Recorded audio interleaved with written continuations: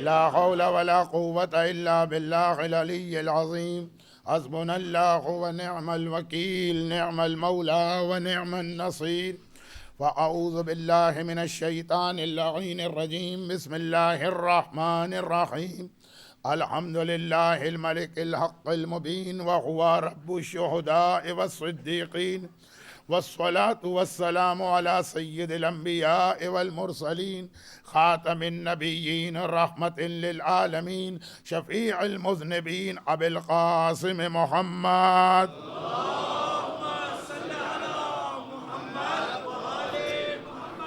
وآله وعطرته وأهل بيته الطيبين الطاهرين المعصومين المظلومين المنتجبين المكرمين، سيما على بقية الله في الأراضين وحجته على العالمين. اللهم عجل له الفرج، ولعنة الله على أعدائهم أجمعين. أما بعد، فقد قال الله الحكيم في كتابه الكريم: بسم الله الرحمن الرحيم.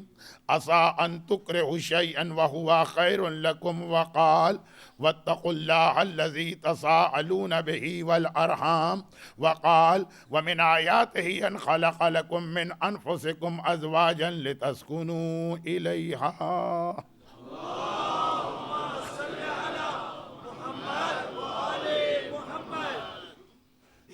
کیونکہ آنے والے کل کی مجلس شب عاشور کی مجلس ہوگی، اور عاشورے کا دن جو لندن کے افق کے اعتبار سے منڈے کا ہونا چاہیے اور ہے بھی، اس لیے کل رات کی مجلس میں یہ جملے شاید اچھے نہ لگیں کہ جو مجھے آج بیان کر دینا، اور وہ یہ کہ غالباً حجت امام بارگاہ حسینی اسلامک سینٹر کی 25 سالہ تاریخ میں میں پہلا ریسائٹر ہوں گا کہ جس نے وقت کی پابندی کا اس دفعہ اتنا خیال نہیں رکھا۔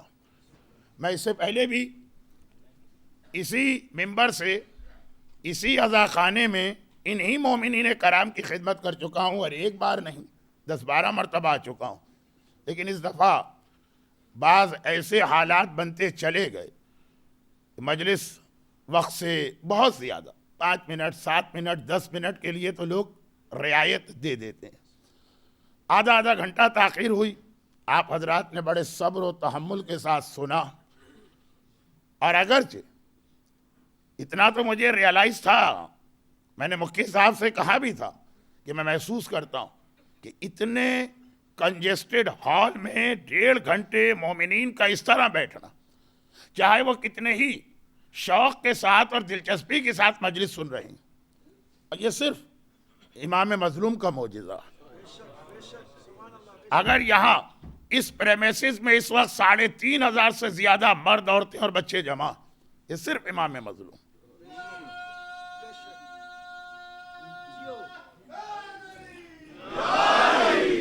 اس سے زیادہ میری کوئی غلطی ہو نہیں سکتی اگر میں یہ سمجھوں کہ لوگ مجھے سننے آ رہے ہیں، یا یہ میں خیال کروں کہ میری وجہ سے لوگ 1.5 گھنٹے بیٹھ رہے ہیں۔ یہ آقا حسین اور آقا کی مظلومہ ماں فاطمہ زہرا کی دعا لینا، یہ وہ لوگ ہیں جو فاطمہ زہرا کو پرسہ دینے کے لیے یہاں پہ آئے ہوئے ہیں۔ لیکن بہرحال بہت زیادہ تاخیر ہوتی رہی، میں شکر گزار ہوں اس مجمع کا بھی، اس انتظامیہ کا بھی۔ کل میری مجلس کے بعد شب پرسہ کا پروگرام تھا جو کل گزر گئی، اور میں اسی ممبر کے نیچے بیٹھا تھا 15 منٹ میں اتنا میں تھک گیا تھا، خاص طور پہ جو لوگ بہت قریب بیٹھے، تو مجھے اندازہ ہوا جس کی وجہ سے آج ابھی تک تو میرا یہی ارادہ ہے، یہ سمجھیے کہ اس سے پہلے 4 دن جو ہوا وہ میری بھول ہو گئی۔ آج میں پوری کوشش کروں گا، لیکن کیا کروں، آپ حضرات کا گریہ، آپ حضرات کی توجہ، آپ حضرات کا شوق بعض اوقات مجھے گھڑی نہیں دیکھنے دیتا۔ اور اب ایک بات میں یہ عرض کر دوں کہ درمیان میں ایک مجلس میں نہیں پڑھ سکا ویدر کی وجہ سے، تو وہ ساری باتیں بھی آ گئی، لیکن مجھے نہیں معلوم کہ کیسے قدرت نے ایک میچ کر دیا ہماری مجالس کے عنوان کو اور ان بچوں کو۔ میں شاباش دیتا ہوں ان بچوں کو، احسن، جو روزانہ میری مجلس کے شروع ہونے سے پہلے تلاوت قرآن کر رہے ہیں۔ یہ ہے وہ امام زمانہ کی فوج اور یہ ہے وہ امام زمانہ کی تیاری. یہ ہے صحیح معنوں میں اون و محمد اور قاسم کا ماتم، کہ اس انداز سے اپنے بچوں کو اس اسلام کے لیے تیار کرنا. مگر اتفاق کچھ ایسا ہوا کہ بچے 3 یا 4 دن سے مسلسل سورہ قصص کی تلاوت کر رہے ہیں، ایک ایک اس کا اقتباس یا ایک ایک رکوع پڑھ رہے ہیں. اور سورہ قصص وہ ہے جس میں پروردگار کا ہر مظلوم سے یہ وعدہ ہے، اور بالکل شروع میں یہ وعدہ ہے وَنُرِيدُ أَن نَّمُنَّ عَلَى الَّذِينَ اسْتُضْعِفُوا فِي الْأَرْضِ. اس زمین میں جتنے مظلوم ہیں ہمارا ان سے وعدہ ہے کہ ہم اپنی ایک حجت کو بھیجیں گے جو ان ظالموں کو سزا دے گا. اور اس کائنات کا سب سے بڑا مظلوم کون ہے؟ پروردگار کا یہ وعدہ کہ اے حسین یاد رکھ کہ اسی دنیا میں ایک وقت آئے گا جب میں تیرے وارث ہی کو بھیجوں گا جو تیرے خون کا اور ان مظالم کا انتقام لے گا. ہماری 3 دن کی مجلس کچھ معراج کے حوالے سے زمانے کے امام کے بارے میں ہوئی. سورہ قصص کی آیتیں بھی امام زمانہ کا ایک پیغام. اور آج نہ پہلے سے مجھے یہ معلوم تھا کہ بچے کیا آیتیں تلاوت کریں گے، نہ بچوں کو یہ معلوم تھا کہ مولانا کا موضوع کیا بنے گا. آج سورہ قصص کا وہ حصہ آ رہا تھا جہاں اسلام میں فیملی لائف کے حوالے سے کچھ انسٹرکشن دی جا رہی تھی. حضرت موسیٰ جناب شعیب کے گھر میں پہنچ رہے ہیں، جناب شعیب کی بیٹیوں کی مدد کی پانی بھرنے، اور وہ بیٹیاں موسیٰ کو لے کے اپنے باپ کے پاس گئیں. ابھی جو آپ نے آیتیں تلاوت کی اس سے سنی اور ان کا ترجمہ، اور یہ کہہ رہی ہیں کہ بابا یہ بہترین آدمی ہے، اسے اپنے گھر میں رکھی. اور پھر اسی بیٹی سے جناب موسیٰ کی شادی ہوتی ہے. اور ہمارا کل رات اور آج کا موضوع، اسلام خالی خرابیاں نہیں بتاتا ہے، یا اسلام لوگوں کی مسٹیک نکال کر ان کو کرٹیسائز نہیں کرتا. اسلام کا مقصد یہ ہے کہ ہماری بیماری کو ڈائیگنوز کر کے پھر اس کا سلوشن اور اس کی ریمیڈی اور اس کا علاج بتایا جائے. معاشرے میں اگر اتنے گناہ پھیلے ہوئے تو ایک جانب معراج کی رات پیغمبر کو 25 وہ تحفے دیے گئے، جن میں سب سے قیمتی تحفہ وہ 25واں تھا کہ اے علی تیری محبت کرنے والا، اس کے گناہ سارے ختم ہو جائیں گے اور علی اس کا ہاتھ پکڑ کے جنت میں لے جائیں گے. اور آخری تحفہ 25ویں تحفے کا آخری حصہ وہ زمانے کا امام ہے جو اس دنیا سے آ کر خالی ظلم ہی کا خاتمہ نہیں کرے گا، گناہوں کا بھی خاتمہ کرے گا. معراج کی رات سے اسلام نے ہمیں ایک ریمیڈی تو بتائی، لیکن بہت بڑا ایک تعلق آخری زمانے کے حالات سے یہ بنتا. میں نے 2 دن اسپیشلی 2 دن پہلے کی مجلس میں اور کل بھی کچھ آخری زمانے کی وہ نشانیاں اور سائنس بتائی تھی کہ جس کا تعلق معراج کی رات سے ہے کہ جو اللہ نے حبیب کو بتائیں. باقی ہمارے پاس زمانے کے امام کی جتنی نشانیاں معصومین نے ہم کو بتائیں، مگر یہ معراج کی روایت اونلی روایت ہے جہاں اللہ براہ راست پیغمبر کے سوال کے جواب میں، پیغمبر سوال کر رہے ہیں خدا بندہ یہ کب ہوگا، اللہ وہ نشانیاں بتا رہا. اور وہ جو نشانیاں بتائی گئیں اس کے اندر ایک بہت اہم نشانی میں نے آج کے لیے رکھی تھی، صرف ایک. اچھا اب یہ میں عرض کر دوں کہ معراج کی جو روایت ہے اس کے آخر میں 3 یہ جملے آئے. اولاد حسن میں سے ایک نوجوان راہ خدا میں جہاد کرے گا، مشرق سے دجال ظاہر ہوگا، اور پھر سفیانی آئے گا. اور یہ جو 3 چیزیں ہیں، پہلے وہ ساری نشانیاں کہ جس کو میں ٹائم کیونکہ 2 دن میں نے بہت لے لیا تو میں سلسلہ ملانے کے لیے بھی ان نشانیوں کو نہیں پڑھ رہا ہوں. وہ 20 نشانیاں بتائیں، پھر کہا کہ اس کے نتیجے میں 3 جگہ نیچرل ڈیزاسٹر ہوگا، اور اس کے بعد کہا کہ پھر یہ 3 نتیجے نکلیں گے. ایک اولاد حسن میں سے مرد مومن جہاد کرے گا، دجال آ کے لوگوں کو گمراہ کرے گا، سفیانی تلوار نکال کے قتل کرے گا. ایک جانب اللہ کے راستے کا مجاہد آ رہا، دوسری جانب سفیانی جو کافروں کے انداز سے آ رہا، اور ان دونوں کے بیچ میں دجال جو منافق بن کے آ رہا. اور یہ جو آخری دو باتیں، یہ دعائے کمیل ومن ارادنی بسوء فارد ومن کادنی فقد. کادنی دجال ہے، ارادنی بسوء سفیانی. اس سے جسٹ بیفور جو لوگ آج پہلی مرتبہ آئے ہیں، ذرا سی ان سے معذرت کہ میرے پاس ٹائم نہیں ہے کہ میں کنیکشن ملانے کے لیے بھی باتیں دہراؤں. 20 نشانیاں بتائی گئیں اور اس کے بعد یہ 3 باتیں، ان کے بیچ میں ایک لفظ آیا. اور دنیا کے حالات اس وقت ایسے ہیں کہ میں اسے بہت زیادہ کھل کے نہیں بیان کرنا چاہ رہا ہوں. وہ یہ ہے کہ اے میرے حبیب، اور بصرے کے علاقے میں خاصی تباہی ہوگی. دیکھیے دوسری روایتوں میں، جو دوسری روایتیں ہیں جو معصومین نے ہم کو بتائیں، اس میں دنیا کے کئی علاقوں کی تباہیوں کا تذکرہ ہے، ڈیٹیل ہے. قاہرہ کا شہر کس طرح ٹوٹے گا، سندھ کا علاقہ کس طرح تباہ ہوگا، ہندوستان میں کیا آفت آئے گی، چین کے علاقے میں کیا خرابی ہوگی، مکہ مکرمہ میں آخر میں کیا پرابلم آنے والے ہیں، مدینہ منورہ پہ آخری زمانے میں کیا تباہی آنے والی، کوفہ شہر میں کتنا بلڈ شیڈ ہونے والا، دمشق کے اندر صاحبان ایمان کی گردنیں کس طرح کٹنے والی، پورے شہر تباہ ہوں گے. پوری ایک ڈیٹیل روایت ہے جس میں دنیا کے 23 سٹیز کا تذکرہ. مگر معراج کی روایت وہ ہے جس میں اللہ نے ذکر کیا، باقی چیزیں معصوم نے ہم کو بتائیں، اگرچہ معصوم کہاں سے بتاتے ہیں، وہی اللہ سے لے کر. لیکن ایک یہ ہے کہ ڈائریکٹ اللہ کہے، اور ایک یہ ہے کہ معصوم ہمیں نام لے کے بتائیں. میں نعوذ باللہ معصوم کی حدیث کا اسٹیٹس کم نہیں کر رہا ہوں، لیکن یہ بتا رہا ہوں کہ 23 میں سے صرف ایک سٹی ایسا ہے جس کے ڈسٹرکشن کا تذکرہ اللہ نے کیا اور معراج کی رات کیا، اور بڑے عجیب لفظ کے ساتھ کیا. میں یہاں کے حالات میں اس لفظ کی تشریح نہیں کرنا چاہتا ہوں، لیکن لفظ سنا دیتا ہوں. کہا کہ بصرہ کے علاقے میں تباہی ہوگی. کیا کروں، ٹائم کو بھی دیکھنا ہے، بات بہت پھیل رہی ہے، ایک آدھ جملہ ایکسپلین کرنا پڑتا ہے ورنہ بات آپ نہیں سمجھیں گے. پہلے زمانے میں مثلا پاکستان نام کا کوئی ملک نہیں تھا. اب اگر امام پاکستان کی کوئی بات سمجھائیں گے تو سندھ کا نام لیں گے. عراق نام کا کوئی ملک اس وقت نہیں تھا. اب عراق کی کوئی بات سمجھائیں گے تو بصرے کا نام لیں گے، بصرہ تھا. عراق جو تھا وہ گریٹ ایرانین پرشین امپائر کا ایک چھوٹا سا پروونس تھا. تو اب یہ بصرے سے مطلب خاص شہر بصرہ ہے کہ بصرے سے مطلب وہ پورا ملک ہے جس کا ایک اہم سٹی بصرہ؟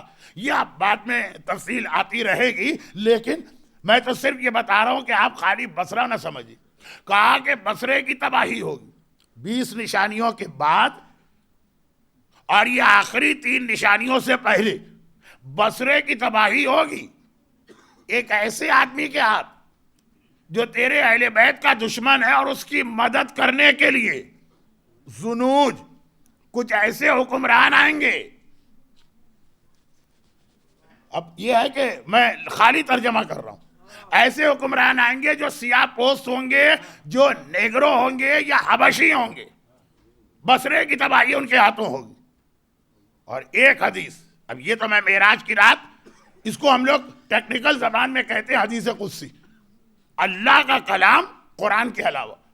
مگر ایک اور حدیث میں یہ کہ امام نے کہا میں دیکھ رہا ہوں آخری زمانے میں ایک حبشی خانہ کعبہ کی چھت پہ بیٹھا ہوا شراب پی رہا.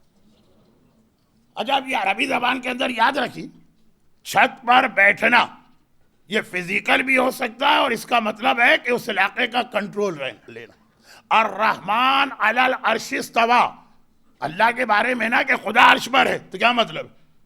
خدا عرش پر بیٹھا ہوا ہے اور بہت زیادہ ہیوی ہے کہ اس کے جسم سے عرش الہی ہل رہا. یہ نان سینس باتیں بعض مسلمانوں نے اپنی کتابوں میں لکھ بھی دی. خدا عرش پر بیٹھا ہے، اس کا عربی محاورے میں مطلب کیا ہے؟ کہ خدا کی طاقت اور کنٹرول عرش پر. تو اب یہاں امام کہتے ہیں میں ایک حبشی کو دیکھ رہا ہوں، بلیک.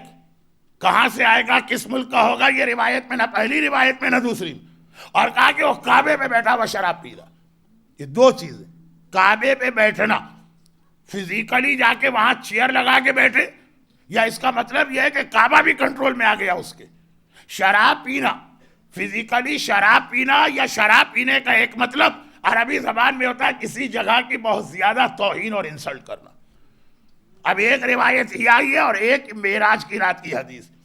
عراق کی تباہی کچھ ایسے لوگوں کے ہاتھ میں ہے کہ جن کے حکمران بس من الزنوج وہ میں نے بتا دیا. اب میں آتا ہوں جو میرا اصل موضوع چل رہا تھا. میں نے کہا اس سے ریلیٹڈ ایک اہم حدیث, اور وہ یہ کہ آخری زمانے کی ایک بہت اہم سائن, بہت اہم سائن, کم سے کم 15 حدیثیں تو مجھے یاد آ رہی ہیں سیم ورڈنگ کی. وہ یہ ہے کہ آخری زمانے میں بے حیائی بہت ہوگی. ایک تو یہ کہ کھلم کھلا گناہ ہوں گے, مگر گناہوں کی بھی ایک کیٹیگری ہے بے حیائی والے گناہ. اب میرے لیے اس کا کوئی اچھا انگلش لفظ سمجھ میں نہیں آ رہا, اور ضرورت بھی نہیں ہے. جو مجمع میرے سامنے اس کو غالباً انگریزی کے بغیر بھی بات ان تک پہنچ جائے گی. آخری زمانے میں بے حیائی بہت بڑھ جائے گی. یہ آخری زمانے کی خاص نشانی بتائی گئی. معراج کی رات کی حدیث میں صرف ایک چیز آئی تھی, مردوں کی مردوں سے شادیاں ہوں گی, عورتوں کی عورتوں سے. لیکن باقی حدیثوں میں جو اس کی تفصیل آئی وہ یہی تو ہے نا, بے پردہ عورتیں گھر سے باہر نکلیں گی. پھر وہ حدیث آئی ہے کہ ایسی عورتیں ہوں گی کپڑے پہنے ہیں لیکن کپڑے پہننا نہ پہننا بالکل برابر. کپڑے کا ایک مقصد ہوتا ہے جسم کو چھپانا. ایسا ان کا لباس ہوگا کہ وہ جسم چھپا نہیں رہا ہوگا بلکہ شاید جسم کو اور زیادہ دکھا رہا ہو. اب یہ اتنی مشہور حدیث کہ میں ٹائم کو بچانے کے لیے اس کی ورڈنگ بھی نہیں پڑھ رہا ہوں.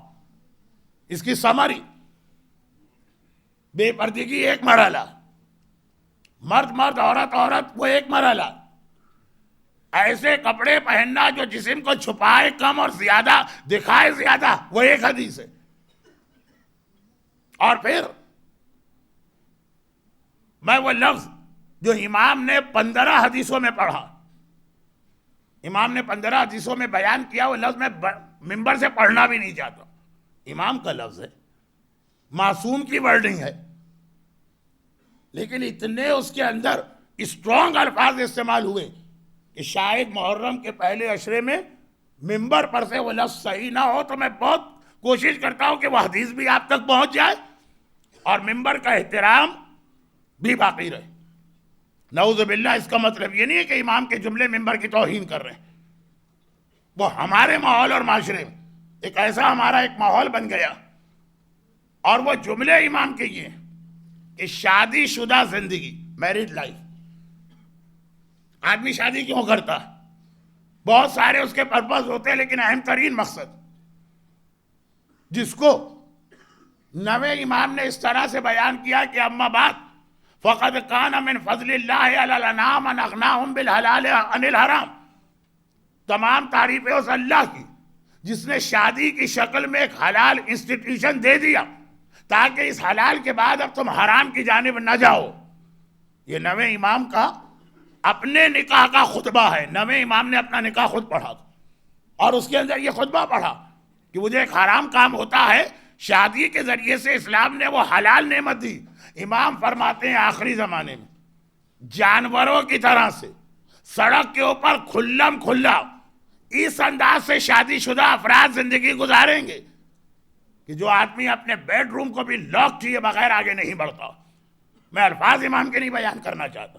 فرمایا کہ گدھوں کی طرح سے, فرمایا کہ جانوروں کی طرح سے کھلم کھلا سڑکوں کے اوپر تمہاری آنکھوں کے سامنے مناظر نظر آئیں گے. اور حالت یہ ہوگی کہ لوگ یہ کہہ کے کہ بھی ڈونٹ کیئر آگے بڑھ جایا کریں گے. یہ ابھی ایک اسٹیج شاید ابھی باقی, اس سے پہلے والے اسٹیج تو ساری دنیا میں پورے ہو گئے. تو اب یہ جو 3-4 حدیثیں ہیں اس کا مطلب خالی یہی چیزیں نہیں, اتنا بے حیائی اور فحاشی کا ماحول ہوگا. اچھا اب ایک بات میں ایسی کہتا ہوں جس پہ میرا ایک پورا عشرہ اسی لندن کا ہے. وہ عشرے کی بات میں صرف ایک جملے میں بیان کر رہا ہوں, اور کبھی موقع ملا تو اس کی تفصیل بعد میں آئے گی, لیکن ایک جملہ سنی. اور یہ بہت بڑی ریسرچ کا خلاصہ ہے, ایک ریسرچ ہے بہت بڑی اس مسئلے پر. وہ یہ ہے کہ جہاں جہاں اسلام پر اٹیک ہوا ہے اور جہاں جہاں اسلام کے خلاف تلوار چلائی گئی ہے, اور جہاں جہاں مسلمانوں کو بائی فورس ختم کرنے کی کوشش کی گئی، اسلام ختم نہیں ہوا، مسلمان ختم نہیں ہوا اور اسٹرانگ ہو گئے۔ تو ایک بات یاد رکھیے، ہمارے دشمن چاہے وہ اہل بیت کے دشمن ہوں اور چاہے وہ اسلام کے دشمن، اگرچہ دونوں ایک ہی باتیں، وہ جہنمی ہیں، گمراہ ہیں، لیکن بے وقوف نہیں ہیں، پاگل نہیں ہیں۔ جب ان کے سامنے کوئی ایسی بات آتی ہے تو اس کا انالیسس کرتے ہیں، اس پہ ریسرچ کرتے، ایک نتیجہ نکالتے ہیں۔ ہم ہوتے ہیں بے وقوف لوگ، وہ نہیں ہے بے وقوف۔ چنانچہ جب انہوں نے دیکھا کہ دنیا میں ہر جگہ، اب پوری یہ 1400 سال کی ہسٹری میں ایک جملے میں بتا رہا ہوں، ایک جملہ خالی، کہ 1400 سال میں دیکھا کہ جہاں ہم نے مسلمانوں کو ختم کرنا چاہا، اسلام ختم نہیں ہوا اور طاقتور ہو گئے۔ بنو امیہ سے لے کے بنو عباس سے لے کے بوسنیا سے لے کے صدام کے مظالم سے لے کے دیکھتے جائیں، تو آخر کیسے اسلام کو ختم کیا جائے؟ انہوں نے انالیسس کر کے ایک جملہ بنایا، اور وہ ہماری اور آپ کی آنکھوں کے سامنے آج کل وہ ہو رہا۔ مولا کا ایک جملہ ہے، میں اس کو مولا کے جملے کو چینج کرتا ہوں، دشمنان اسلام کے جملے اس میں ملاتا ہوں۔ مولا کا جملہ ہے کہ ان الملک یبقی مع الکفر ولکن لا یبقی مع الظلم، حکومت اور اقتدار کا کفر کے ساتھ چل سکتی ہے، ظلم کے ساتھ حکومتیں نہیں چلتی۔ اور ایک ایسا مولا کا یونیورسل ٹروتھ جملہ کہ نان مسلم بھی یہ جملہ سنتے ہیں تو ایک پلیجر، ایک لطف ان کو اس جملے میں آتا۔ مگر یہ آج کا موضوع نہیں، آج کا موضوع یہ کہ اسی طرح دشمنان اہل بیت نے ایک نتیجہ نکالا، دشمنان اسلام نے ایک نتیجہ نکالا، دشمنان قرآن نے ایک نتیجہ نکالا کہ اسلام ظلم کے ساتھ باقی رہتا ہے، لیکن بے حیائی اور فحاشی کے ساتھ اسلام باقی نہیں رہ سکتا۔ جہاں ظلم کیا وہاں اسلام ختم نہیں ہوا اور طاقتور ہو گیا، جہاں بے حیائی پھیلائی وہاں پہ اسلام ختم ہو گیا۔ اور یہ ایسے ہی انہوں نے گھر میں بیٹھ کے جملہ نہیں کہا، پوری دنیا کی ہسٹری پڑھی۔ حضرت موسیٰ بھی اسلام لائے تھے، حضرت موسیٰ کی قوم کب تک ہارتی رہی، کب تک جیتتی رہی، پورا واقعہ ہے جس کو میں اس وقت نہیں بیان، اشارہ بھی نہیں کر رہا ہوں۔ سورہ اعراف میں جا کے بالام باعور کا واقعہ پڑھ لیجئے۔ جب جناب موسیٰ کی قوم میں بے حیائی آئی، وہاں سے شکست ہونے لگی۔ اور آج کی دنیا میں بنو امیہ اسلام ختم نہیں کر سکے، تلوار لے کے چلے تھے۔ بنو عباس اسلام ختم نہیں کر سکے، تلوار لے کے چلے تھے۔ بوزنیا میں اسلام ختم نہیں ہوا، تلوار آئی تھی۔ صدام اسلام ختم نہ کر سکا، تلوار لے کے چلا تھا۔ اسپین میں اسلام ختم ہو گیا اس لیے کہ وہاں پہلے بے حیائی کا ماحول بنایا گیا تھا۔ اور بے حیائی دو چیزوں کے مکسچر کا نام، دو چیزیں ملائیے، اس کا نام ہے بے حیائی۔ ہر چیز کی آج کل ریسیپی معلوم کی جاتی ہے نا، بھئی آپ کے ہاں گھر میں مجلس میں بہت ٹیسٹی شربت تھا، کیا بنا، کیسے بنائے، اس کی ریسیپی دے دی۔ آپ کے ہاں کھانے کی میز پر بڑے اچھے سموسے تھے، یہ سموسے کیسے بنائے گا، اس کی ریسیپی دے دی۔ آج کل تو اتنے کوکنگ کے پروگرام آتے ہیں دنیا بھر کے ہر چینل پر، وہ پتہ نہیں کس کے لیے آتے ہیں۔ جو اچھی بھلی عورتیں پہلے کچن سنبھالتی تھی وہ بھی کچن چھوڑ کے بیٹھ گئی۔ لیکن خیر، یہ جو بے حیائی جو اسلام ختم کرتی ہے، بے حیائی کا اس کی ریسیپی کیا ہے؟ دو چیزیں، بے پردہ عورت پلس میوزک۔ جہاں پہ یہ دو چیزیں آپ بڑھا دیجئے گا، سمجھ لیجئے کہ خود بخود وہاں پہ بے حیائی آئے گی۔ تلوار کے ذریعے آپ اسلام ختم نہیں کر سکتے، بے حیائی کے ذریعے اسلام ختم کریں گے۔ یہ پاسٹ بھی ہے، یہ فیوچر بھی ہے، پاسٹ بھی ہے اور فیوچر بھی ہے۔ دیکھیے بے پردگی تو آپ کی سمجھ میں آ گئی کہ ہاں وہ ایک بے حیائی، گانا، بس ایک ہی حدیث پڑھ رہا ہوں، صادق آل محمد امام جعفر صادق علیہ الصلاۃ والسلام کی مشہور حدیث۔ امام فرماتے ہیں ان الغنا ینبت النفاق کما ینبت الماء الزر۔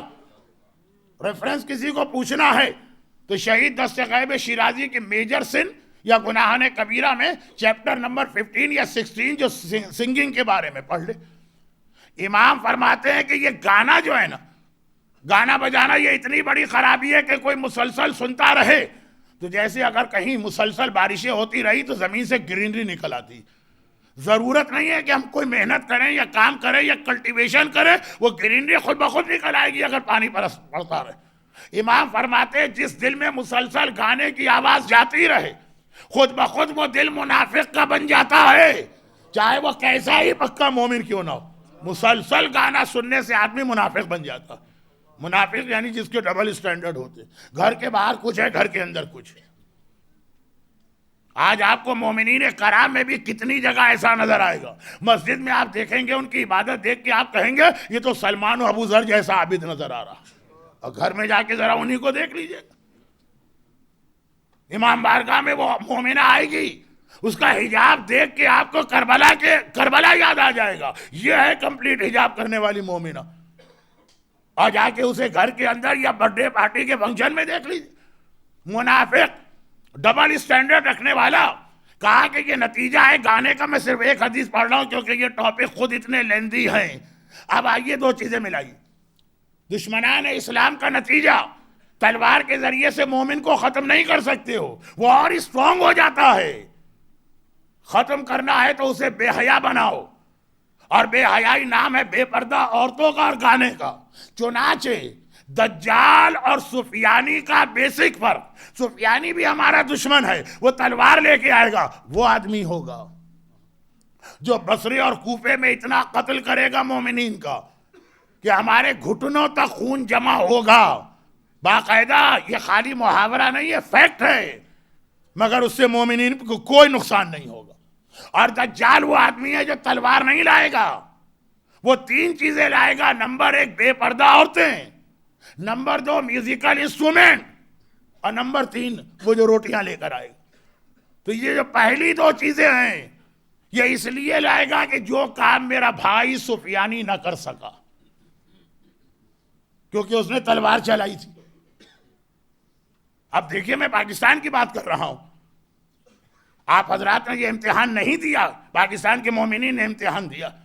25 سال ہو گئے پاکستان میں، 25 سال کوئی چھوٹی مدت نہیں ہوتی ہے۔ ہمارے امام بارگاہوں پہ حملے ہو رہے ہیں، ہماری مسجدوں پہ اٹیک ہو رہے ہیں، سوسائڈ بومبنگ کے ذریعے سے ہمارے جلوس پہ حملے ہو رہے ہیں، اور الگ الگ بھی اس مومن کو مار دیا، اس کے بیٹے شہید کر دیے، اس کی دکان جلا دی، اس کے جاب کو ختم کر دیا۔ کیا 1% بھی اس کے نتیجے میں شیعت کمزور ہوئی ہے؟ ارے اور زیادہ اسٹرانگ ہو گئی ہے شیعت اس وقت پاکستان میں۔ ایک مجلس نارمل طریقے سے ہو رہی، 500 آدمی آتے ہیں، اور اگر یہ تھریٹ آ جائے دشمنان اہل بیت کا کہ ہم سوسائڈ بم کا اٹیک کریں گے، اس دن وہاں 5000 آدمی آئیں گے۔ ہم بھاگنے والوں کے ساتھ ہی نہیں، ہم کربلا والوں کے ساتھ ہی آئیں۔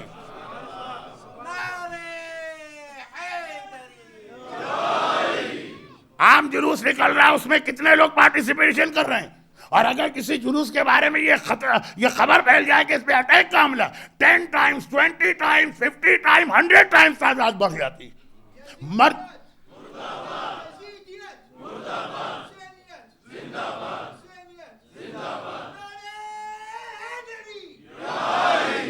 مرد عورتیں گود میں بچے لے کے آتی ہیں۔ ہمارے بچے اگر شہید ہو گئے تو علی اصغر کے نام پہ بچے کی شہادت سے بڑی ہماری کامیابی اور کیا۔ تو یہ دشمن جو ہے وہ مسلسل دیکھ رہا ہے۔ 1% شیعت کمزور نہیں ہوئی اور طاقتور ہوئی ہے۔ آپ یہاں بیٹھ کے بہت پریشان ہوتے ہوں گے، فلاں مسجد کے اندر بم کا دھماکہ ہو گیا، اتنے مومنین مارے گئے، فلاں امام بارگاہ میں بم کا دھماکہ ہو گیا، اتنے مومنین مارے گئے، فلاں جلوس کے اندر سوسائڈ بمبر آ گیا، اتنے مومنین مارے گئے۔ کیا گزر رہی ہوگی وہاں؟ ان لوگوں سے پوچھیے۔ کیا سیٹسفیکشن بڑھتا چلا جا رہا ہے اپنے عقیدے پر، اپنے ایمان پر، اپنے دین پر، محبت اہل بیت پر۔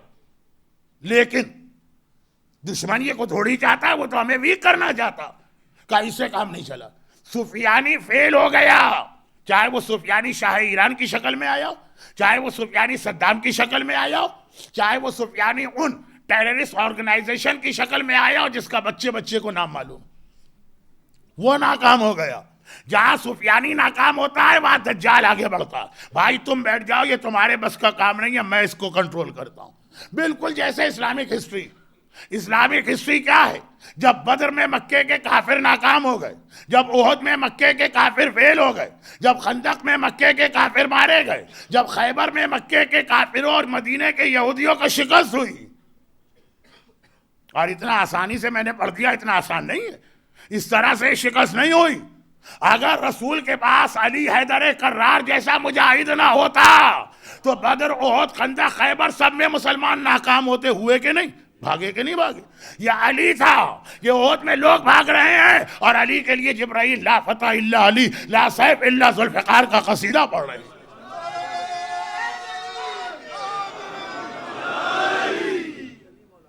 لیکن جب یہاں سب جگہ ناکام ہو گئے، علی کی وجہ سے ناکام ہوئے، تب بھی کہا کہ اب کام نہیں چلے گا تلوار سے، لیٹس جوائن دیم.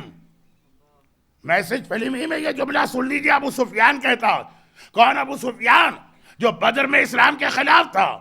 میدان میں نہیں آیا کیونکہ وہ ایک تجارتی قافلہ لے جا رہا تھا. احد میں تو وہ اور اس کی بیوی کتنا ایکٹیو حصہ لے رہے تھے.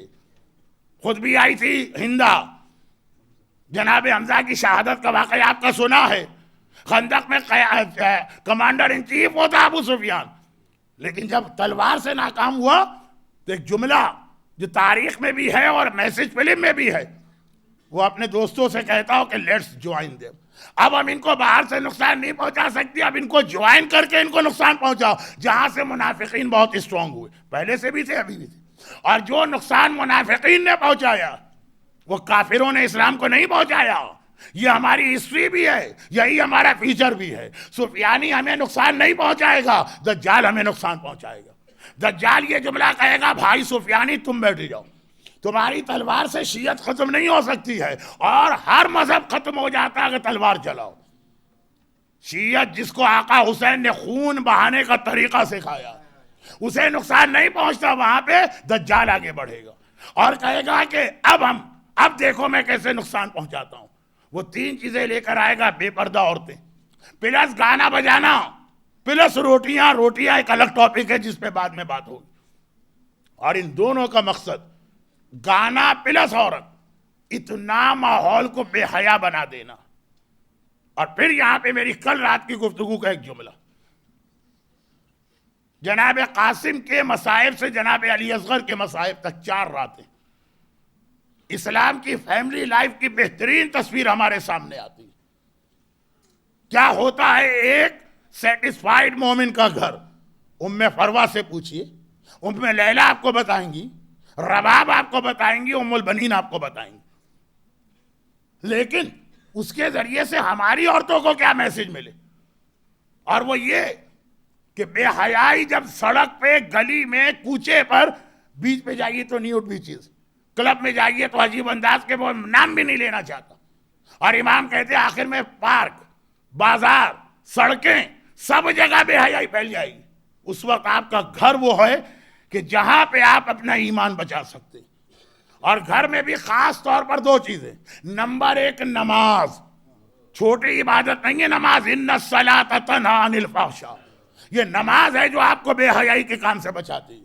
جب ایک مومنہ کو پتہ چل جائے کہ میں نماز میں کھڑی ہوتی ہوں، ایک بال میرا نظر آ جائے تو میری نماز باطل ہے، نیل اینڈ وائٹ دوبارہ پڑھنا. چاہے گھر میں اکیلی ہوں، چاہے اس وقت لائٹ بھی نہ ہو، ڈارکنیس میں نماز پڑھوں، تب بھی بال نظر نہیں آنا چاہیے کہ اللہ میری پریزنس پسند نہیں کرتا، اپنے پاس ایک بال بھی نظر آ. کنٹینیوس میسج اس کو ملے گا کہ یہ حجاب کتنا اہم ہے.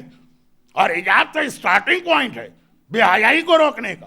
نماز کے اندر بہت ساری اور باتیں جو میں کل معراج کی رات کا ایک آخری فقرہ کل پڑھوں گا، آج نہیں.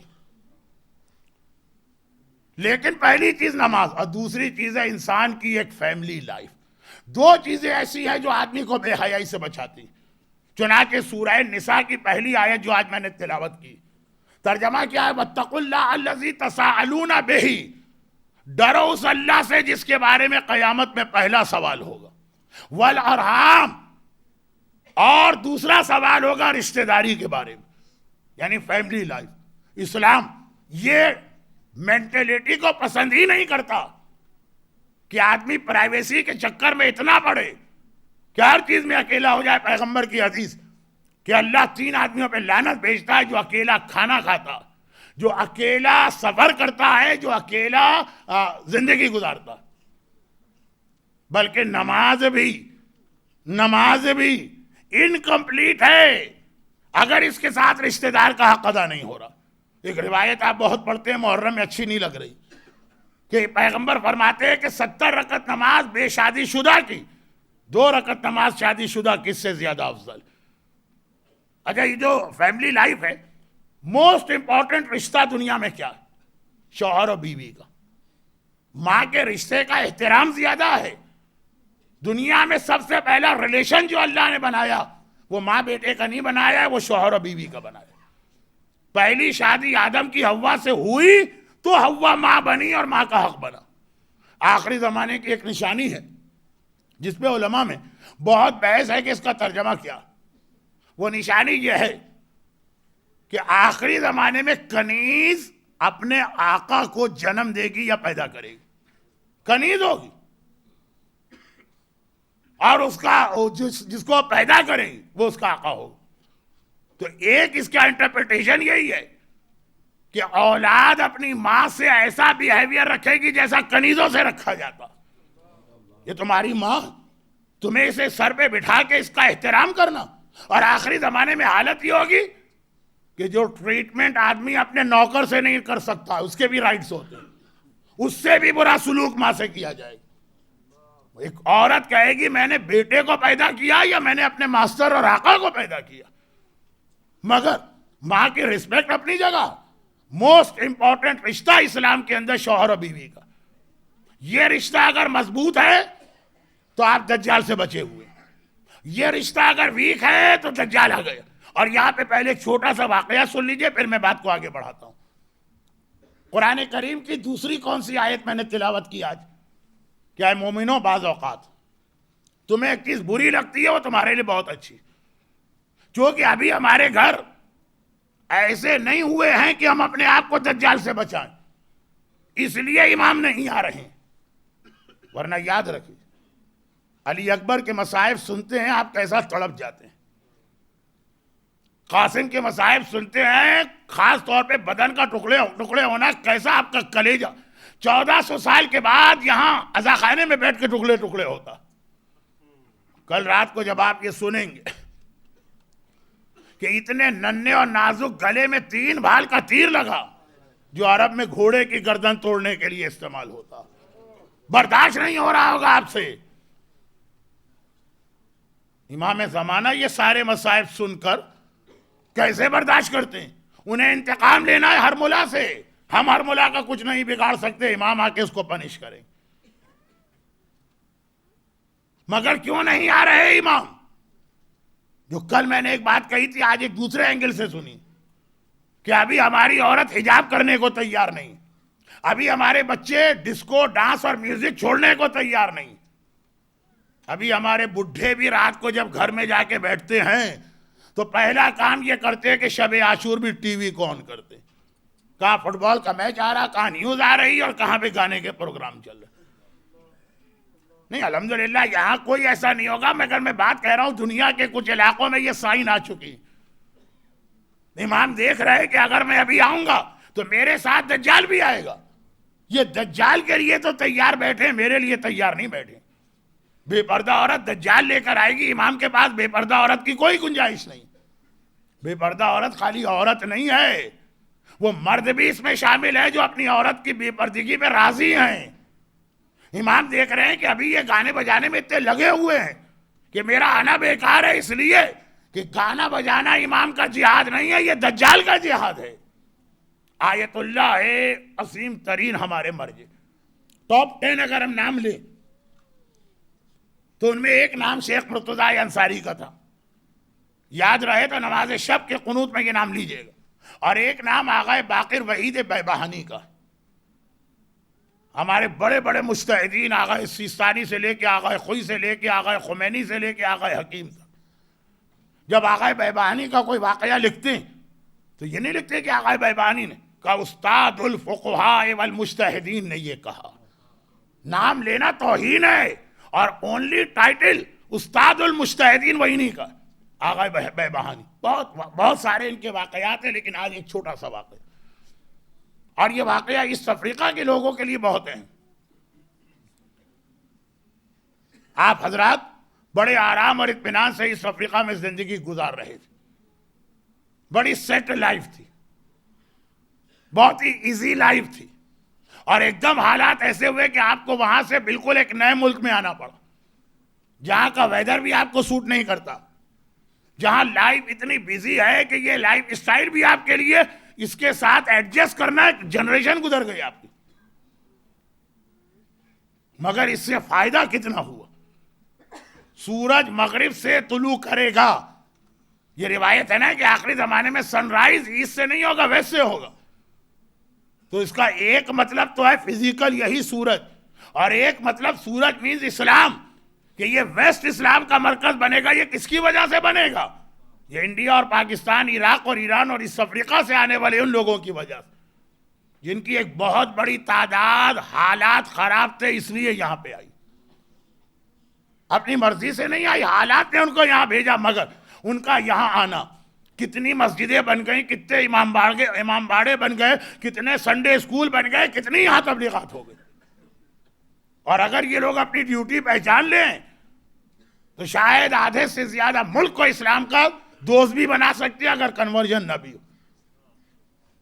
اب یہ ڈیوٹی ہم نہیں پہچانتے تو تھوڑا پرابلم ہے، لیکن آئیے میں مجلس کے آخری حصے پہ آگے اب غم کا بیان شروع ہونا، اور وہ یہ کہ آغا بیباہنی اتنے بڑے مجتہد ہیں، میں کیسے آپ کو اس کم وقت میں بتاؤں۔ میں نے یہی کہہ دیا کہ آغا خوئی نے کبھی ان کا نام نہیں لیا، ہمیشہ کہا استاد المجتہدین نے یہ فرمایا۔ وہ آغا خوئی سے 300 سال پہلے کے ہیں۔ امام خمینی نے ان کا بہت ذکر کیا، نام کبھی نہیں لیا۔ استاد المجتہدین کا یہ نظریہ، یہ اپنی جوانی میں ایران کا ایک شہر بیبہان ہے، ان کا اپنا ٹاؤن، جیسے آپ میں سے کچھ لنڈی کے ہیں تو کچھ سونگیا کے ہیں تو کچھ لامبو کے ہیں تو کچھ ممباسا کے ہیں تو کچھ موانزا کے ہیں تو کچھ بکوبا کے ہیں۔ لوگوں نے کہا مولانا سب سے اہم شہر کا آپ نے آج تک نام نہیں لیا، روز اتنے نام آپ لیتے ہیں۔ وہ اس لیے کہ جب میں فرسٹ ٹائم وہاں گیا تو وہاں کوئی مومن تھا نہیں، لیکن میں بھی جانتا ہوں بہت اہم ہے زنجبار، تو خیر کچھ زنجبار کے ہیں، لیکن جب میں گیا تھا اس وقت زنجبار اجڑ چکا تھا۔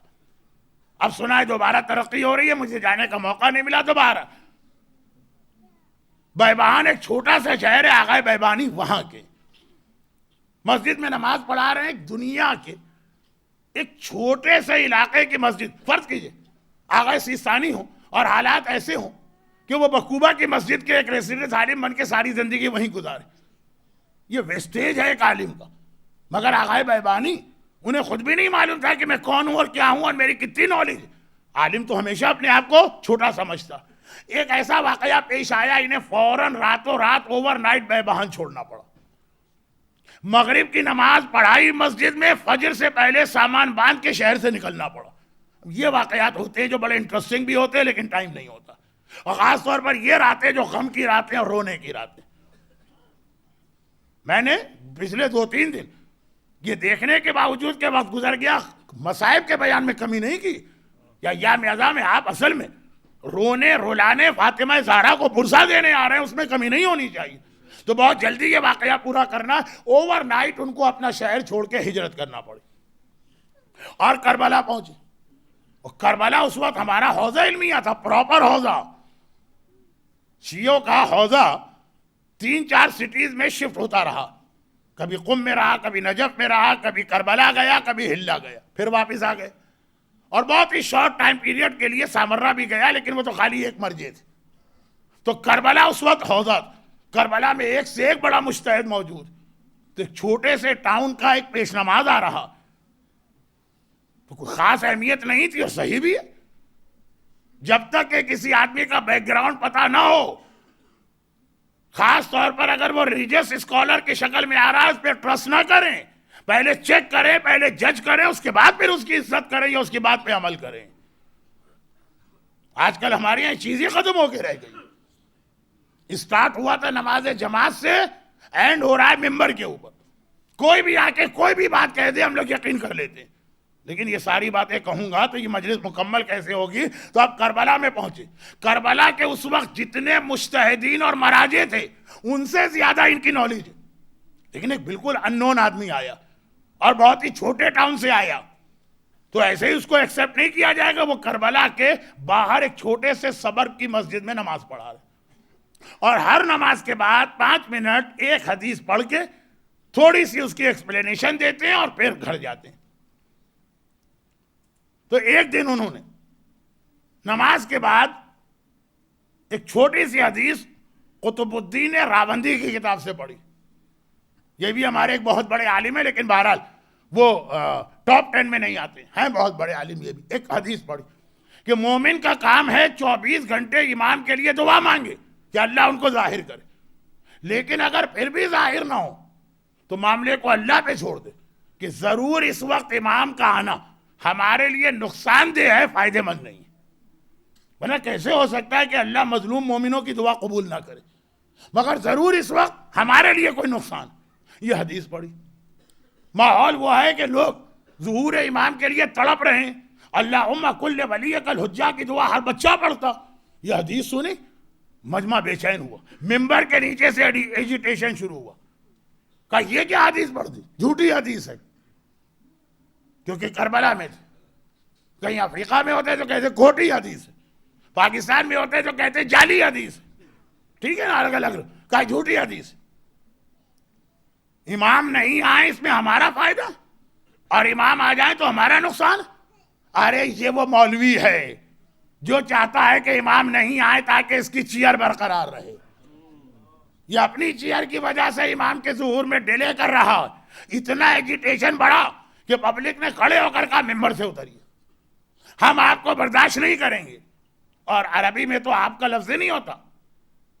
قابل احترام عالم ہو کہ جھوٹا عالم، ایک ہی لفظ ہوتا ہے، جو انگریزی میں بھی یو ہے. اترو ممبر سے، نکلو یہاں سے. اور باقاعدہ پش کر کے ان کو مسجد سے باہر نکالا گیا، وہ گھر آ گئے. میں 40 منٹ میں یہ واقعہ پڑھتا ہوں، صرف 4 منٹ میں کمپلیٹ کر رہا ہوں تاکہ دجال کو سمجھاؤں کل کی مجلس میں جو آخری مجلس ہوگی. بے حیائی، گانا، بے پردگی، آپ کے یہاں کی برتھ ڈے مکس گیدرنگ، ہماری عورت کا نماز میں انکمپلیٹ حجاب، یہ سب پیغام مل کر دجال کے لیے ہماری تیاری بنے گی. کہ ہم دجال کی تیاری کر رہے ہیں، امام کی تیاری نہیں کر رہے ہیں. ہماری برتھ ڈے پارٹی دجال کو خوش کرتی ہے کہ آ جاؤ یہاں تمہارے چاہنے والے بہت ہیں. امام کو تو میسج ملتا ہے مولا سوری ٹو سے ابھی نہیں آئیے گا، جب ہم چلے جائیں مر جائیں تب آئیے گا، ابھی آپ آئیں گے ہم اپنی برتھ ڈے پارٹی چھوڑنے کو تیار نہیں ہے. یہاں میوزک بھی ہوگی، یہاں مس گیدرنگ بھی ہوگی، یہاں بے حجابی بھی ہوگی، یہاں نمازیں بھی قضا ہوں گی.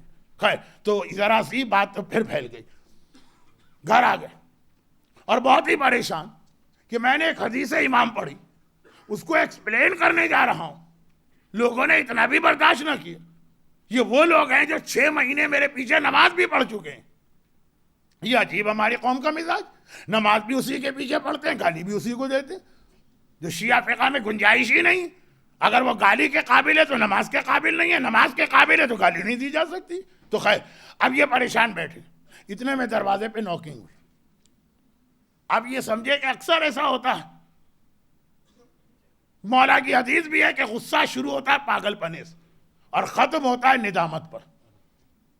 آدمی خود پچھتاتا ہے کہ میں نے کیوں آخر اتنا غصہ کیوں کر دیا. کہا شاید ان لوگوں کو اپنی غلطی ریئلائز ہو گئی، سوری کہنے آئے تو کوئی بات نہیں. عالم جو ہے نا، وہ اس کا سینہ بہت بڑا ہے، بہت ہی زیادہ ٹالرنس ہے. غلطی ہو گئی میں معاف کر دوں گا، لیکن اچھا ہے ریئلائز تو ہوا. دروازہ کھولا تو کوئی سوری کہنے والا نہیں تھا. جو مسجد کا ٹرسٹی تھا وہ جانماز یا مصلی لے کے آیا اور اٹھا کے ان کے منہ پہ پھینکا اور پھر چہرے پہ تھوکا. اچھا، یہ عرب میں، عراق میں ایک انسلٹ کرنے کا طریقہ ہے منہ پہ تھوکنا، آج بھی یہ ان کے یہاں رائج. اور کہا کہ اے شخص، تیرے مسجد سے نکلنے کے بعد ہم نے پوری مسجد دھوئی، پوری مسجد پاک کی، ممبر کو پاک کیا، مگر یہ وہ مصلی جس میں تو 6 مہینے کھڑا رہا، یہ تو پاک ہی نہیں ہو سکتا ہے، اس لیے ہم اٹھا کے تیرے گھر میں پھینک کے جا رہے ہیں. وہ بجائے معافی مانگنے کے جو تھوڑی بہت کمی رہ گئی تھی، مینٹل ٹارچر اور بڑھا دیا، چہرے پہ تھوک کے گیا. استاد المجتہدین کے ادھاڑ سے دروازہ اس نے بند کیا اور چلا گیا، یہ کہتا ہوا کہ ہم نے مسجد تو پاک کر لی، اب اپنی 6 مہینے کی نمازوں کو بھی قضا کرنا ہے. غلط آدمی کے پیچھے پڑی. یہ اور پریشان. یا اللہ، کم از کم اتنا مجھے چانس تو دیں کہ میں بتاؤں کہ میں کیا کہنا چاہ رہا ہوں. 2 گھنٹے گزر گئے، دوبارہ دروازے پہ نوکنگ کی آواز آئی. پوچھا کون ہے؟ وہی آدمی بول رہا ہے کہ میں ہوں. اب تو یہ گھبرا گئے کہ اس وقت آیا تھا چہرے پہ تھوک کے گیا, اب تو پتہ نہیں کیا ڈنڈا ونڈا مارنے کے لیے آیا ہوگا, دروازہ نہیں کھولا. وہ دروازہ بار بار پش کر رہا ہے, کہہ رہا کھولو ورنہ میں دروازہ توڑ دوں گا, اور لگ بھی رہا ہے کہ دروازہ توڑ دے گا. گھبرا کے دروازہ کھولا کہ اگر دروازہ توڑ کے آیا تو اور اس کا غصہ ہوگا, دروازے کا غصہ بھی میرے اوپر نکالے گا, تو دروازہ کھولا. اب وہ آیا, پہلے سے ہی احتیاط کر رہے ہیں کہ یا ہاتھ مارنے والا یا فزیکل اٹیک یا تھوکنے والا, وہ تو آتے ہی پیروں پہ گر پڑا, روتا جا رہا ہے, اپنے آنسوؤں سے ان کے پیروں کو گیلا کرتا جا رہا ہے. اے سید مجھے معاف کر دیجیے, اے شیخ مجھے معاف کر دیجیے, اے نائب امام مجھے معاف کر دیجیے, مجھ سے کتنی بڑی بھول اور خطا ہوئی. کوئی بات نہیں. میں نے کہا نا کہ عالم کے بعد بہت حوصلہ, بہت ہی ٹالرنس.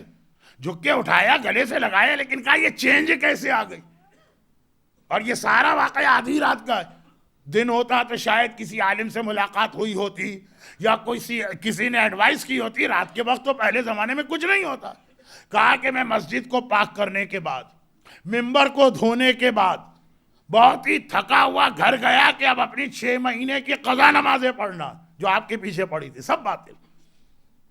بہت تھکا ہوا تھا, تو میں اپنے گھر میں جا کے چیئر پر بیٹھا یا کارپیٹ پہ ذرا سا آرام کے لیے, آنکھ لگ گئی اور میں نے خواب میں دیکھا کہ امام ظاہر ہو گئے, اور اسی کربلا میں امام آ گئے, اور اعلان ہو رہا ہے کہ امام زمانہ آ گئے ہیں, مومنین کرام امام کی زیارت اور بیعت کے لیے جائیں. میں تو ساری زندگی امام کے لیے تڑپ رہا ہوں, بلکہ مجھے بے چینی تھی کہ امام جلدی آئیں. تو میں تو دوڑ کے اپنے گھر سے باہر نکلا, واقعاً دیکھا کہ کربلا میں آقا حسین کی زری کے برابر امام بیٹھے. مکے میں امام کہاں بیٹھیں گے؟ خانہ کعبہ کے دروازے اور مقام ابراہیم کے درمیان. کربلا میں آ کے کہاں بیٹھیں گے؟ زری کے قریب. میں دوڑ کے گیا, کراؤڈ تھا لیکن الانگتا پھلانگتا میں آگے بڑھا, امام کے قریب بیٹھ کے سلام کیا. امام نے سلام کا جواب دیا, مجھے دیکھا اور کہا کہ اے شخص جا, اور یہ جتنے اپنے کپڑے ہیں یہ سب اتار دے, اس لیے کہ تیرے جتنے کپڑے گھر میں ہیں وہ سب حرام. میں نے گھبرا کے کہا مولا کیوں حرام؟ کہا اس لیے حرام کہ تو نے وہ فلاں بزنس میں حصہ لیا تھا, اس میں انٹرسٹ کا پیسہ آ گیا تھا, اور انٹرسٹ حرام ہے تو وہ کپڑے پہن کے میرے پاس نہیں آ سکتا. خالی یہ نہیں, گھر میں جتنے کپڑے, جا جا نکل یہاں سے. کپڑے, سارے کپڑے جو ہے, انٹرسٹ کا پیسے کا کیا کام ہے؟ غریبوں میں صدقہ کرو. جاؤ. میں گیا اور وہ سارے کپڑے اور یہ کپڑے بھی اتارے. امام کا نام سن کے تو میں نے سب سے اچھے کپڑے نکال کے پہنے تھے جو عید کے دن پہنتا ہوں. یہ تو سارے کپڑے چلے گئے, بہت ہی پرانے کپڑے پہن کے آئے. مولا سلام, میں نے آپ کا حکم عمل کر لیا. امام نے مجھے دیکھا, کہا جا جاؤ اپنا گھر خالی کرو اور اپنے گھر والوں کو کہیں اور لے کے جاؤ, وہ گھر تمہارے لیے حرام. مولا وہ کیسے حرام ہے؟ وہ تو میرے باپ نے مجھے میراث میں دیا.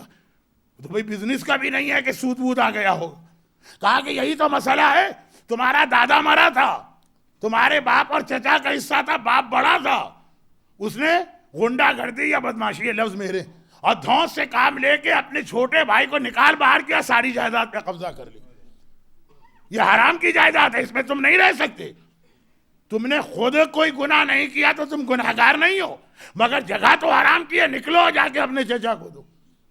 بھاگا بھاگا میں گیا, سارے گھر والوں کو وہاں سے شفٹ کیا, کہاں لے کے جاؤں, کہیں کونے گلی میں بٹھایا اور پھر امام کے پاس آیا. اب چونکہ آپ نے سنا نا کہ یہ لوگ کربلا کے صبر میں رہتے ہیں, تو پیدل تو نہیں آ رہا, سواری پہ آتا, یعنی گھوڑے پر.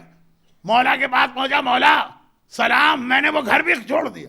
امام نے کہا آپ جلدی سے جاؤ, جو تمہارا گھوڑا ہے نا یہ فلاں آدمی کو واپس کر کے آؤ, اس لیے کہ تم نے حرام طریقے سے ڈیلنگ کی, اس کو چیٹ کیا ہے, اس کی قیمت کچھ اور تھی, تم نے اس کو بے وقوف بنا کے کم قیمت پہ خرید لیا.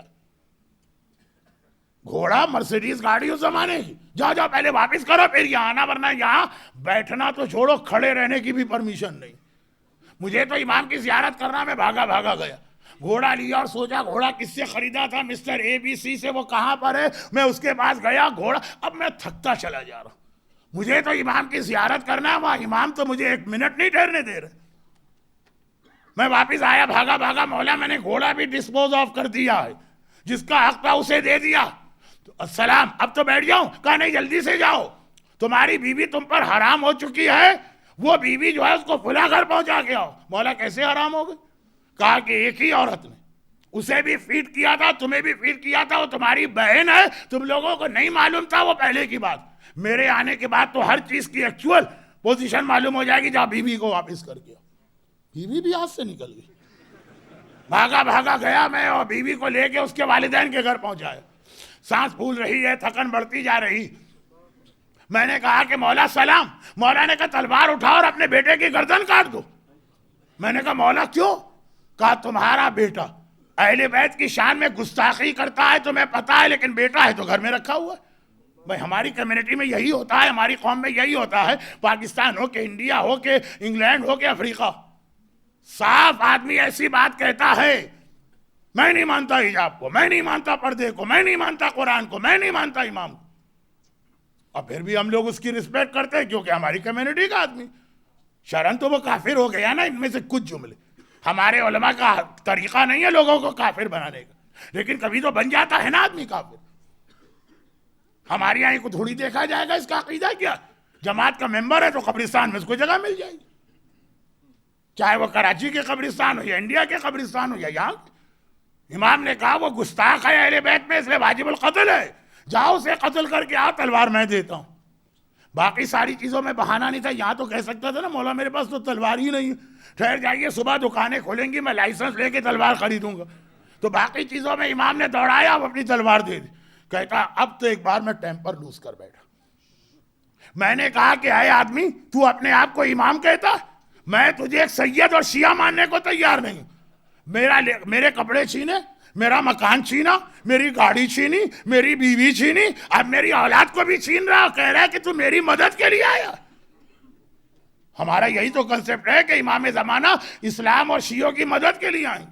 یہ ہماری مدد کے لیے آیا ہے کہ ہمارے پرابلم بڑھانے کے لیے آیا؟ بس یہ جملہ میں نے بڑے انسلٹنگ اور روڈ وے میں امام سے کہا اور میری آنکھ کھل گئی. تب مجھے ریئلائز ہوا کہ واقعاً ابھی ہم پریپیئرڈ نہیں ہیں اپنے امام کے لیے. بلا تو رہے ہیں کہ مولا آ جائیے آ جائیے آ جائیے، لیکن آنے کے بعد امام ہمارا مکان مانگیں گے اور ہماری مرسیڈیز گاڑی مانگیں گے، اور امام جو ہے وہ ہمارے کپڑے چینج کروائیں گے، اور امام ہم سے کہیں گے بچوں کو کالج اسکول سے اٹھا لو. کتنے لوگ ایسے ہیں کہ تیار ہیں اس کام کے لیے؟ جو اس کے لیے تیار نہیں ہے وہ امام کے لیے بھی تیار نہیں. ظہور امام کی سائن کچھ آپ نے سنی، کچھ کل آخری مجلس میں آپ سنیں گے. لیکن مسئلہ یہ نہیں ہے کہ مولانا بہت انٹرسٹنگ سائن ہے بس سارو مجلس پڑھو چھو، یہ مسئلہ نہیں ہے. مسئلہ یہ ہے کہ جیسے جیسے یہ سائن پوری ہو رہی ہیں اپنے آپ کا سروے کیجئے، اسیسمنٹ کیجئے، تیار ہیں امام کے لیے کہ نہیں. اور اگر آدمی تیار نہ ہو اور امام کو بلا لے تو کیا ہوتا ہے؟ وہ امام کو بلا رہا ہے کیا کہہ کر؟ مولا آئیے ہم آپ کی مدد کریں گے. اور امام آ گئے ابھی ہم تیار نہیں ہیں، تو ہم بجائے امام کی مدد کے کبھی امام کے اکبر پہ حملہ کریں گے، کبھی امام کے اصغر پہ حملہ کریں گے، کبھی امام کے قاسم پہ حملہ کریں گے. میدان کربلا میں جو یزید کی 30,000 کی آرمی تھی، اس کی میجورٹی کون تھی؟ کوفے کے لوگ تھے. اور یہ وہ لوگ تھے جنہوں نے امام کو لیٹر سے لکھ کے بلایا تھا آئیے ہم آپ کی مدد کریں گے. لیکن پریپریشن نہیں تھی، خالی ایک جیسے سوڈے کا ایک جھاگ اور ابال ہوتا ہے نا فزی ڈرنک والا، اس طرح سے امام کو بلا لی. نتیجہ یہ ہوا کہ جب ابن زیاد اور یزید کا پریشر پڑا. کون سا پریشر؟ یہ نہیں کہا تھا کہ اگر تم کربلا نہیں گئے تو میں قتل کر دوں گا، نہیں. مال، ٹیمپٹیشن، لالچ. کسی سے کہا تو میں گورنر بنا رہا ہوں، اگر نہیں گئے گورنر نہیں بناؤں گا. کسی سے کہا اتنے دینار تمہارے لیے، اگر کربلا نہیں گئے نہیں ملیں گے یہ دینار. امام کو وداؤٹ پریپریشن بلانے والے نیوٹرل بھی ہو کے نہیں بیٹھے. اگرچہ امامت میں نیوٹرل کوئی چیز نہیں ہوتی، حق اور باطل میں نیوٹرل کچھ نہیں ہوتا، لیکن یہ بھی نہیں بیٹھے. وہی امام کو بلانے والے کربلا میں آئی. یہ روایت ہے کہ نہیں کہ عاشور کی صبح امام نے لشکر یزید کو دیکھا اور اس میں سے اکثر فیسز کو دیکھ کر کہا کہ تم لوگ کل مجھے خط لکھ کے بلا رہے تھے، آج میرے اگینسٹ اور ایسے اگینسٹ کہ میرا خون بہا رہے ہو. ان لوگوں نے ڈینائی کر دیا، کہا حسین تم جھوٹ بول رہے ہو. آقا نے اپنے ٹینٹ سے ان کے لیٹرز بھجوائے، پوری ایک بوری ان کے لیٹرز کی بھر کے آئی، نام لے کے کہا عائشہ یہ تیرا خط، یا عائشہ تیرا یہ خط۔ ذرا اندازہ کرے کہ یہ لوگ بغیر پریپریشن بلا رہے ہیں تو ان کی حالت یہ ہے کہ اکبر جیسا جوان ان کے سامنے آ رہا اور ایک پروٹیسٹ کرنے والا نہیں۔ اب آپ کہیں گے کہ میں نے خاص اکبر کا نام لے کے یہ جملہ کیوں کہا؟ کل میں نے جناب عباس کے مسائل پڑھے تھے، اس میں نے یہ نہیں کہا کہ لشکر یزید نے پروٹیسٹ کیوں نہیں کیا، اور 2 دن پہلے جناب قاسم کے لیے جملہ نہیں کہا، اور آنے والی کل جناب علی اصغر کے لیے جملہ نہیں کہوں گا، کیونکہ لشکر یزید رویا تھا، وہ پروٹیسٹ کا طریقہ تھا، رویا تھا۔ خاص اکبر کے لیے کیوں کہا یہ جملہ میں؟ 2 ریزن۔ پہلا ریزن یہ ہے کہ اکبر شبیہ رسول تھے۔ لشکر یزید میں جتنے وہ لوگ ہیں جو رسول اللہ کا زمانہ دیکھے ہوئے ہیں، وہ جب اکبر کو دیکھ رہے ہیں تو اکبر کو نہیں دیکھ رہے، رسول خدا کو دیکھ رہے۔ قاسم کو دیکھ کے رسول یاد نہیں آئیں گے، عباس کو دیکھ کے رسول یاد نہیں آئیں گے، علی یاد آئیں گے، علی کے تو دشمن، رسول سے تو محبت کا دعویٰ ہے نا۔ یہ کیا محبت ہے کہ علی اکبر جو پوری کاپی ہے رسول کے، صورت میں بھی، سیرت میں بھی، آواز میں بھی۔ حسین کے پاس اپنا ایک ریگولر اذان دینے والا، عاشور کی سپہر اس کو ہٹا کے اکبر سے کیوں اذان دلوائی؟ اکبر کا ماتم کرنے والوں کو نماز فجر کی اہمیت پتہ چلے، اور اکبر سے دشمنی کرنے والوں کو اکبر کی اذان سن کر رسول اللہ کی آواز یاد آ جائے۔ اور دوسری بات، ہو سکتا ہے کوئی کہہ دے کہ مولانا اب لشکر یزید میں سب لوگ تو رسول اللہ کو نہیں دیکھے ہوئے تھے، 50% تو جوان ہوں گے جو بعد میں پیدا ہوئے، پھر بھی اکبر کو دیکھ کر، میں نے کہا نا کہ اکبر کو دیکھ کے ان کو پروٹیسٹ کرنا چاہیے، کیونکہ 18 سال کا اکبر ایسا جس نے رسول کو نہ بھی دیکھا ہو، تو اکبر کو دیکھ کے اس کی یہ حالت ہوتی ہے۔ یہ بعد واقعہ کربلا جب یہ سیدانیوں کا لٹا ہوا قافلہ قیدی بنا کے شام جا رہا تھا، اور راستے میں ایک جگہ عیسائی عورتوں کی بستی تھی جنہیں کوئی تعلق نہ اسلام سے نہ حسین سے، وہ تو خالی تماشا دیکھنے مکان کی چھت پہ آ کے بیٹھ گئے اور پورا وہ منظر دیکھ رہی ہیں، اونٹ دیکھے، قیدی دیکھے، کٹے ہوئے سر دیکھے، سب خاموش مزے لے رہے۔ اکبر کا کٹا سر نظر آ گیا۔ ارے عیسائی عورت بے اختیار کہتی، اللہ کرے اس جوان کی ماں پہلے مر چکی ہو۔ اور یہ جملہ کہیں ام لیلا نے سن لیا، چونک کے سر اٹھایا اور کہا کہ اس نوجوان کی ماں نے تیرا کیا بگاڑا اور نقصان پہنچایا؟ تو اس نوجوان کی ماں کو بد دعا کیوں دے رہی؟